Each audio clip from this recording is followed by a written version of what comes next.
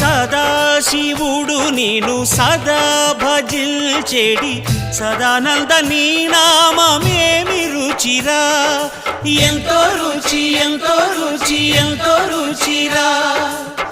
అరయ భద్రాచల శ్రీరామదాసుని ఏలిన నీ నామమే